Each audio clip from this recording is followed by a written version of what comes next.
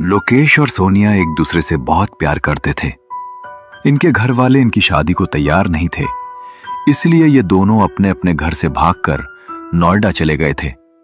और यहां इनकी मुलाकात हुई लोकेश के बचपन के दोस्त इमरान से, जो यहां 4 साल से जॉब कर रहा था। देख लोकेश, मैं जिस फ्लैट में रहता हूं वहां पहले से ही मेरे साथ 2 लड़के रहते हैं। तुम दोनों के माँ बाप ने पुलिस कंप्लेंट कर रखी है। ऐसे में मैंने तुमको अपने घर या पड़ोस में रख लिया तो उन्हें तुमको ढूंढने में जरा भी देर नहीं लगेगी। यार, लेकिन कहाँ जाएंगे हम? कुछ तो सोच। एक जगह है जो लड़का पिछले महीने मेरे साथ रहने आया है। वो इससे पहले एक घर में रहता था। घर वैसे ठीक ठाक है और उसका किराया भी सिर्फ 5,000 है, लेकिन सिर्फ एक परेशानी है। क्या परेशानी है? घर काफी सुनसान इलाके में है और उसके ठीक पीछे कब्रिस्तान है। यह सुनकर लोकेश ने एक बार सोनिया की तरफ देखा, लेकिन इनके पास और कोई रास्ता नहीं था, इसलिए इन्होंने उस घर को लेने के लिए हामी भर दी। इमरान इन दोनों को लेकर एक सुनसान इलाके में पहुंचा, जहां एक छोटा सा घर था। उसके अंदर बैठा था एक अधेड़ उम्र का आदमी। अस्सलाम वालेकुम अब्दुल चाचा। वालेकुम सलाम इमरान बेटा। चाचा, ये मेरा दोस्त है। ये दोनों अभी अभी नोएडा आए हैं। इनको रहने के लिए घर चाहिए, लेकिन इनके पास ज्यादा पैसे भी नहीं है। बेटा, पैसे की कोई बात नहीं, जब कमाना शुरू कर दो तो दे देना। लेकिन उस घर के पीछे कब्रिस्तान है, इन लोगों को वहां रहने में कोई परेशानी तो नहीं होगी? चाचा, आप हमें बिना एडवांस जमा किए रहने को घर दे रहे हैं, वो भी कम किराए पर। हम इतना तो एडजस्ट कर ही लेंगे। ठीक है इमरान बेटा, तुम इन्हें घर ले जाओ। मैं सुबह इनके लिए नाश्ता लेकर पहुंच जाऊंगा। ये कहकर अब्दुल ने इमरान को घर की चाबी दे दी और फिर इमरान इनको उस घर पर ले गया, जो 2 मंजिला था और दिखने में काफी अच्छा था। उसके आसपास दूर दूर तक कोई दूसरा घर नहीं था और काफी शांत इलाका था। इमरान ने ताला खोला और ये तीनों अंदर पहुंचे। रात के 10 बजने वाले हैं। अब मैं चलता हूं। यहां पर आराम से रहना और कोई प्रॉब्लम हो तो मुझे कॉल कर लेना, ठीक है? थैंक्स यार। अरे दोस्त है तू मेरा, इसमें थैंक्स बोलने की क्या जरूरत है? यह कहकर इमरान वहां से चला गया और ये दोनों अपने बेडरूम में पहुंचे। ये घर कितना अच्छा है और बड़ा भी है ना लोकेश? हाँ मेरी जान, और सबसे अच्छी बात कि तुम मेरे साथ हो। लोकेश ने सोनिया को कसकर अपनी तरफ खींच लिया और फिर दोनों एक दूसरे की आगोश में चले गए। रात करीब 3 बजे इन दोनों को किसी के रोने की आवाज सुनाई दी।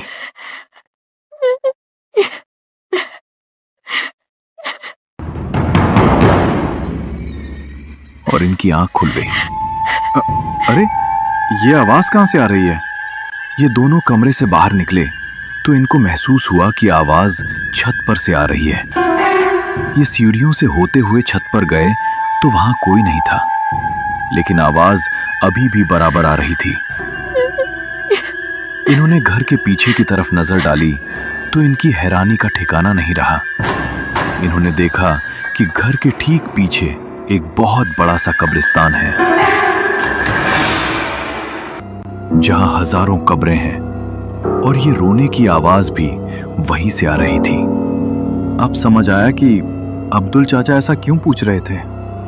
ये दोनों वापस कमरे में गए और जैसे तैसे करके इन्होंने रात गुजारी। कभी पेड़ों की हवाएं, कभी पत्तों की सरसराहट, तो कभी कुत्तों के भौंकने की आवाज, तो कभी रोने की भयानक आवाजें। इन आवाजों से इनकी नींद बार बार टूट रही थी। सुबह होने पर ये दोनों उठे और पिछली खिड़की खोलकर देखा तो अब कब्रिस्तान काफी शांत दिख रहा था। तभी डोरबेल बजी। लोकेश ने दरवाजा खोला। कैसे हो बच्चों? मैं तुम्हारे लिए नाश्ता लेकर आया हूं। अब्दुल के हाथ में 2 पोली बैग थे, जिनमें समोसे और चाय थी। धन्यवाद अब्दुल चाचा। रात में कोई परेशानी तो नहीं हुई ना? लोकेश ने सोनिया की तरफ देखा। नहीं, सब कुछ ठीक था चाचा।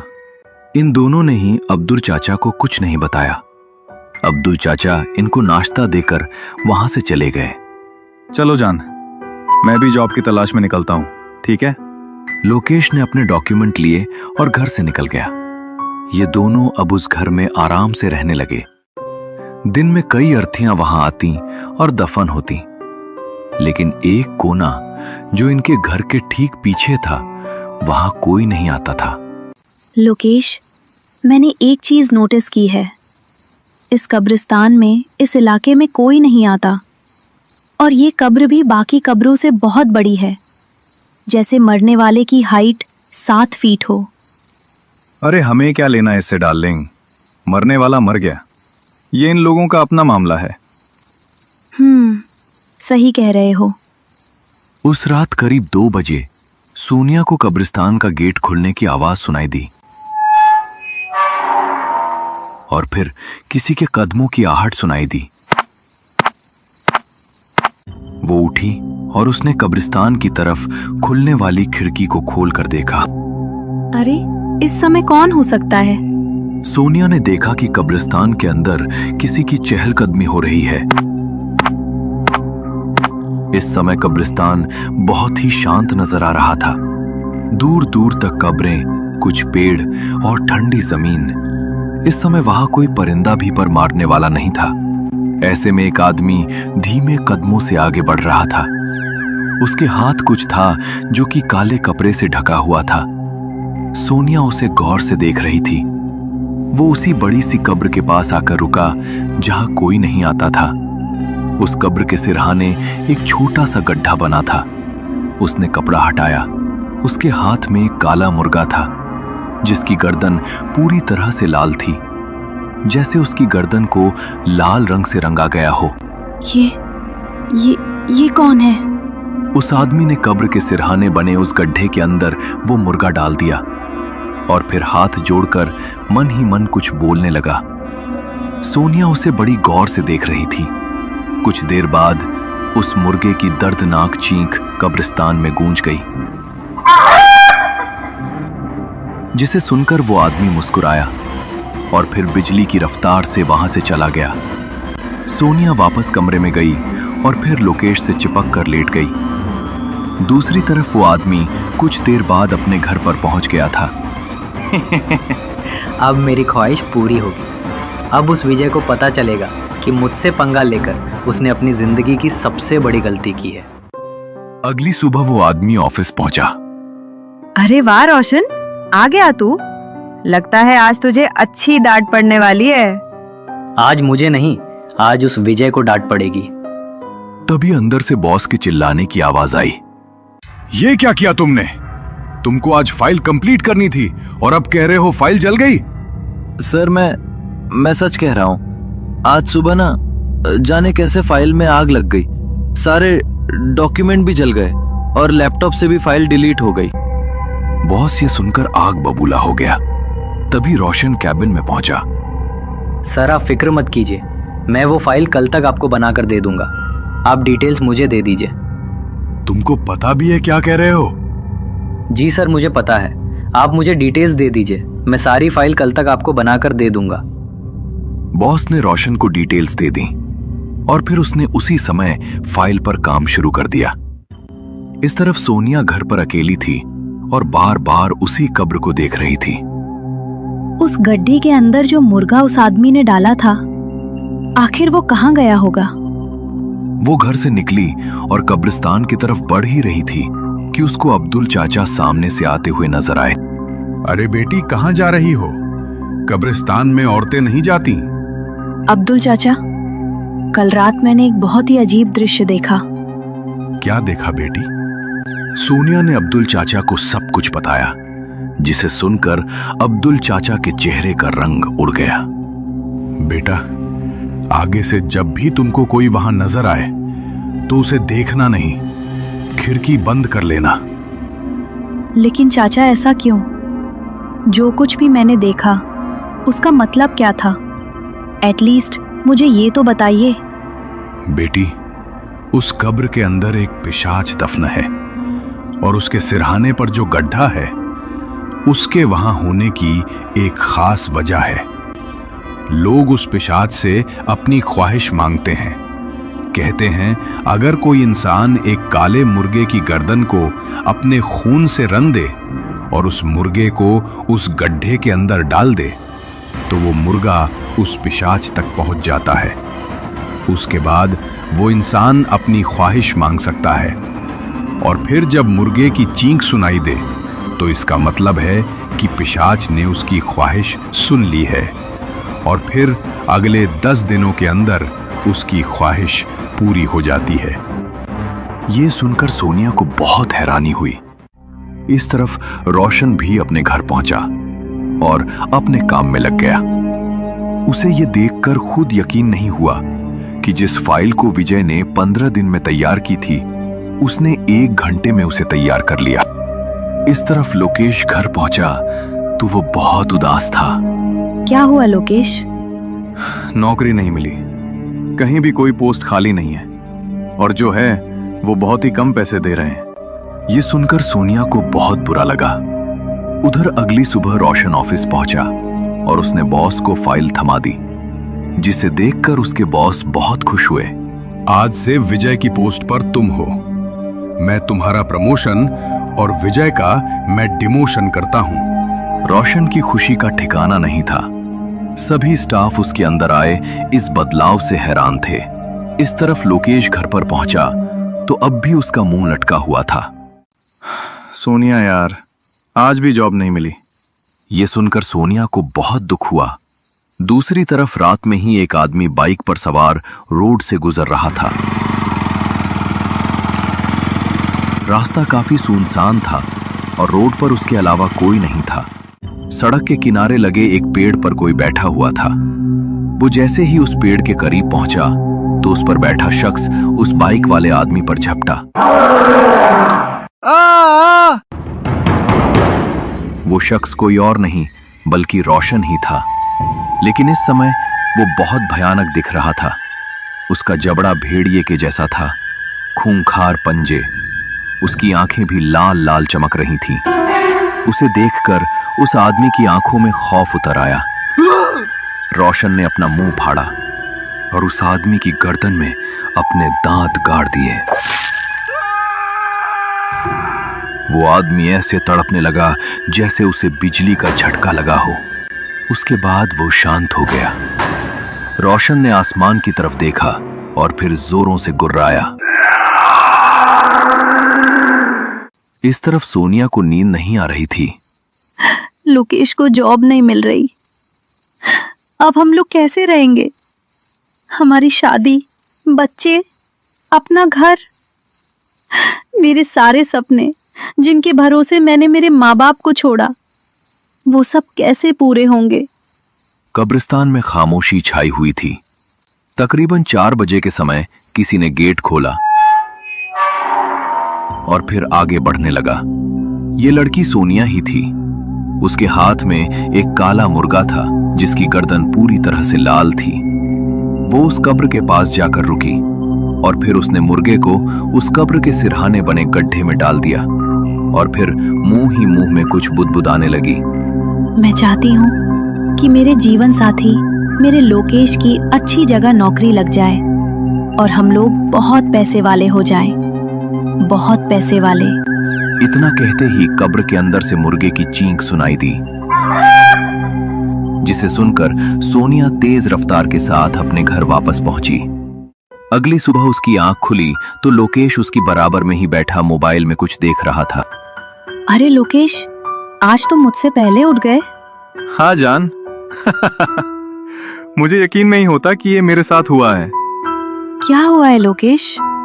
मैं कल जिस कंपनी में गया था उनका मेल आया है कि उनके ऑफिस में काम करने वाले एक आदमी की डेथ हो गई है और मैनेजर मुझे उसकी पोस्ट पर रखना चाहते हैं। ये कहकर लोकेश ने उसे गले से लगा लिया और सोनिया को भी बहुत खुशी हुई। इन्होंने साथ में नाश्ता किया और फिर लोकेश ऑफिस के लिए निकल गया। दिन भर उसने मेहनत से काम किया और इस तरफ सोनिया भी बहुत खुश थी। रात को लोकेश वापस आया तो वो अपने साथ काफी सारे शॉपिंग बैग लिए हुए था। अरे ये सब क्या है? इतना अच्छा बॉस मिला है। उसने मेरी सारी बात सुनते ही मुझे 1 महीने का एडवांस भी दे दिया। सोनिया की खुशी का अब ठिकाना नहीं था। इन्होंने अपने घर को अच्छे से मेंटेन कर लिया और इनकी जिंदगी अच्छे से चलने लगी। एक रात सोनिया को अचानक से बहुत गर्मी लगने लगी। अरे क्या हो गया आज मुझे? इतनी गर्मी क्यों लग रही है मुझे? वो उठी और छत पर चली गई, लेकिन वहां जाते ही उसका शरीर अकड़ने लगा।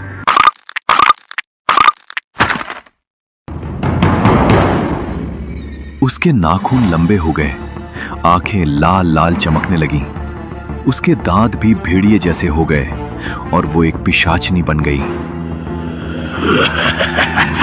वो छत से छलांग मारकर नीचे कूद गई और बिजली की रफ्तार से सड़क पर दौड़ने लगी। बेबी जाने दो ना, सुबह के 4 बज गए हैं। नहीं जान, अभी कुछ देर और रुक जाओ ना। तभी जोरों की धमधमाहट हुई। इन्होंने देखा कि सामने बोनट पर एक भयानक राक्षस बैठा है, जिसे देखकर इनका दिल दहल उठा। तभी कांच तोड़कर सोनिया अंदर घुस गई और इन दोनों की चीख फिजा में गूंज गई। कुछ देर बाद सोनिया कार से निकली। उन दोनों का शरीर पूरी तरह से पीला पड़ चुका था। सोनिया ने आसमान की तरफ देखा और फिर जोरों से घुर्राई। सुबह 5 बजे सोनिया की आंख खुली तो उसने खुद को कब्रिस्तान में पाया। ये क्या हुआ? रात को जो कुछ भी हुआ, क्या वो सच था? उसने अपने नाखूनों को देखा जो अब सामान्य थे। अपने दांतों पर हाथ फेरा तो वो भी ठीक थे। लगता है वो सब सपना था, लेकिन मैं यहाँ कैसे आ गई? सोनिया उठकर घर में पहुंची और लोकेश को जगाया। लोकेश, उठ जाओ, मैं नाश्ता बना रही हूँ। तभी डोरबेल बजी और लोकेश ने दरवाजा खोला तो सामने पुलिस खड़ी थी। पुलिस? आपके घर से कुछ ही दूरी पर 2 खून हुए हैं। क्या इन दोनों में से किसी को जानते हैं? इंस्पेक्टर ने उन दोनों लड़के और लड़कियों की फोटो दिखाई तो सोनिया उन्हें पहचान गई और उसके पैरों तले जमीन निकल गई। मतलब मैं सच में रात को एक पिशाचनी बन गई थी?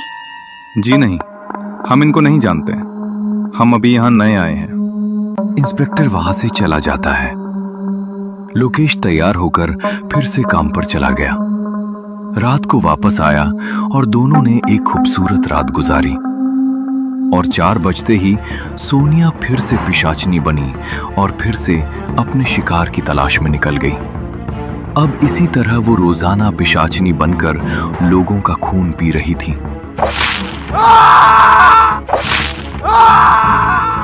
और दिन में जब होश में रहती तो बहुत ही परेशान रहती। एक रात इसी तरह जब लोकेश सो रहा था तो उसको सोनिया के कराहने की आवाज सुनाई दी। अरे, ये तो सोनिया की आवाज है। वो कमरे से निकला तो उसने पाया कि ये आवाज बाथरूम से आ रही है। वो बाथरूम की तरफ बढ़ा।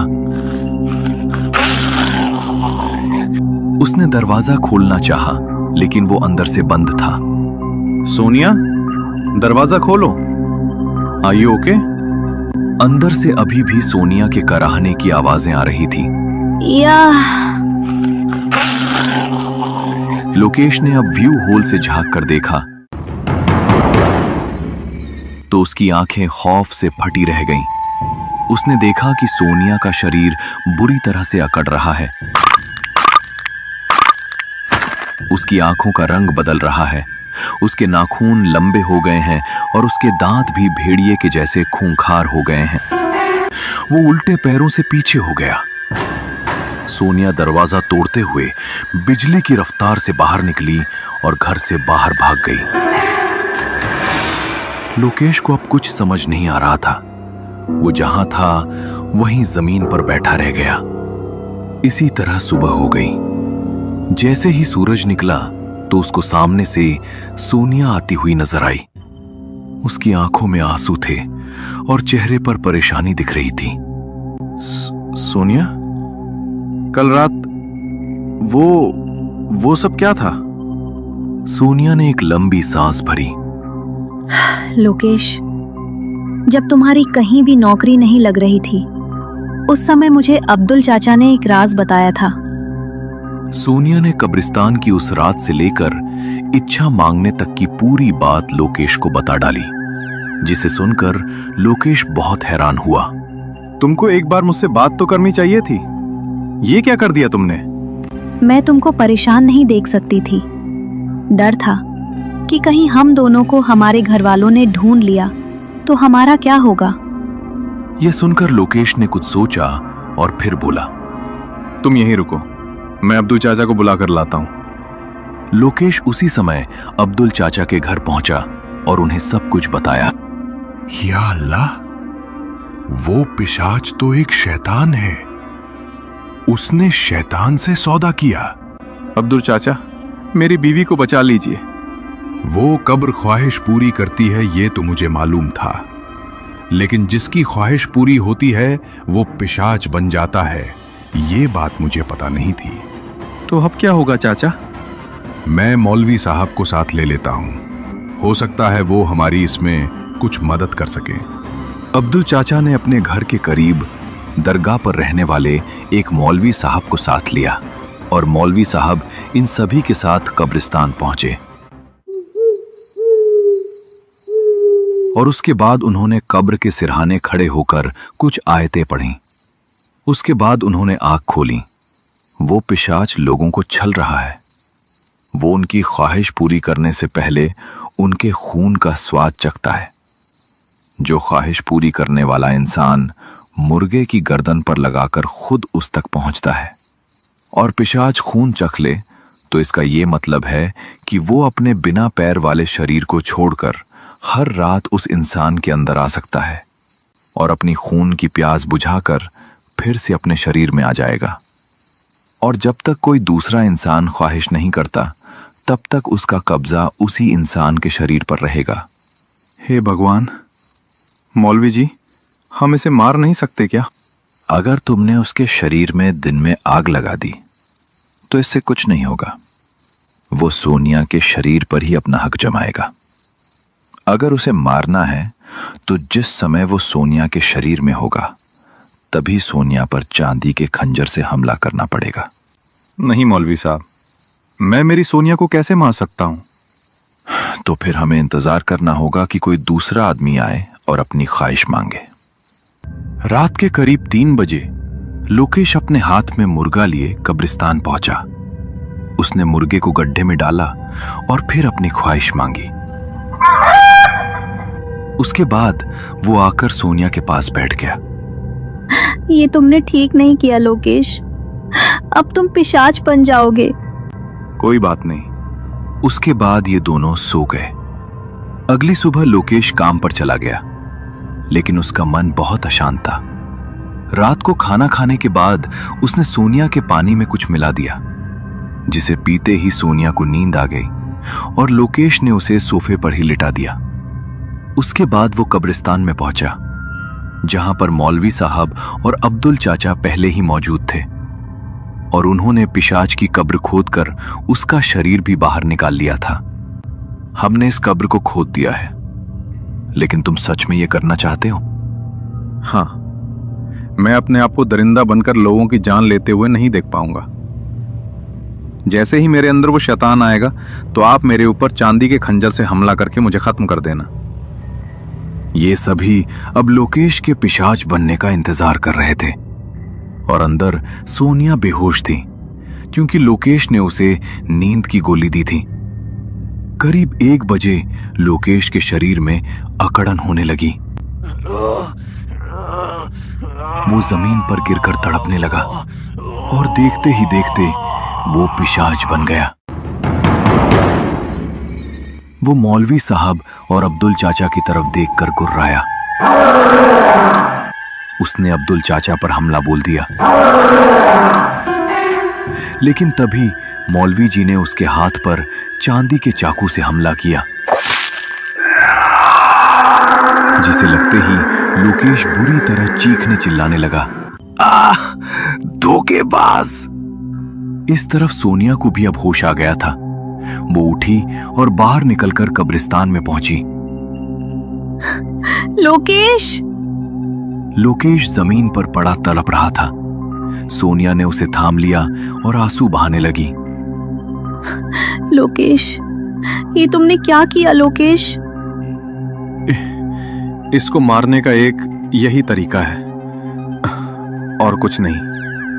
तभी लोकेश के शरीर से एक रोशनी निकली और फिर पिशाच के शरीर में चली गई।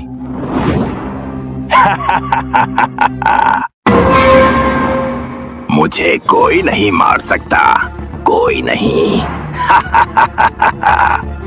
ये देखकर ये सभी हैरान रह गए।